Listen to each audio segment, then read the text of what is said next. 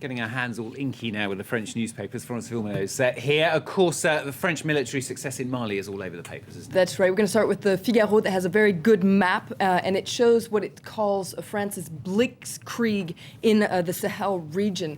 Now, in the last couple of days, French and Malian troops have taken back Timbuktu and Gao, and the Figaro points out that these are very strategic and symbolic towns, and there you can see that map there with all the arrows pointing to the direction that the Islamist groups are fleeing towards the north, this mountainous region that Le Figaro says is very much their turf. And according to Le Monde, this is proof that the hardest part is yet to come. The hardest part will be to go into these mountainous regions and get Al-Qaeda in the Islamic Maghreb in its sanctuary, as Le Monde calls it. And the Huffington Post is picking up on that, asking that key question, really, isn't it? What next? That's right. According to the Huffington Post, after Gao and Timbuktu, there's a lot of uncertainty over which direction France's military intervention in Mali is going. Now, since the enemy has moved north, this means that logistically things are going to be more complicated for French and Malian troops. For instance, in terms of providing supplies, it's going to take a lot longer.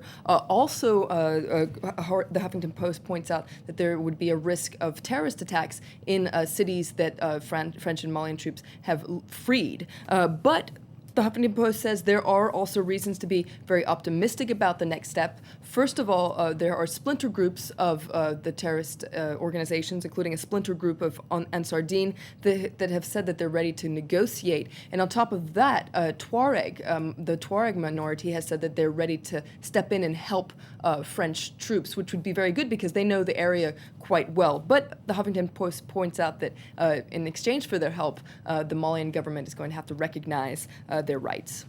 Move on to another story. Today, French Parliament set to debate a controversial plan to legalise gay marriage, of course. That's right. It's on the front page. Let me just put my earpiece back in. Yeah. It's on the front page of Aujourd'hui en France. You see the Justice Minister, Christine Taubira, here, and it says that there's a storm brewing on the National Assembly, which is the parliament here in France. And Aujourd'hui en France takes a closer look inside and says that Taubira is going to be in the spotlight for the coming weeks, as is the Minister for Family Affairs, Dominique Bertinotti, and you see her there on the left. Now, they're going to have to defend the government's bill in the face of very tough opposition.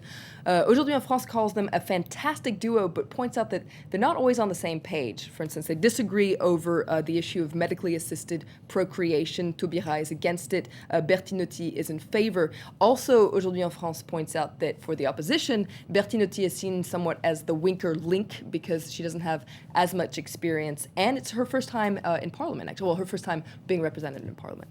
Libération, a special report from Fukushima nearly 2 years after the disaster there. That's right. Now, Libération says it was a triple disaster. First of all, you had the earthquake, then you had the tsunami, and then, of course, you had the meltdown of the Fukushima Daiichi power plant. Now, according to Libération, the wounds of the earthquake and the tsunami are being healed little by little with reconstruction, but it's a different story for the nuclear catastrophe. 2 years later, it points out that there's still very, very high levels of radioactive material there, and it points out that groups of volunteers are working tirelessly around the clock to literally scrape the earth off the ground.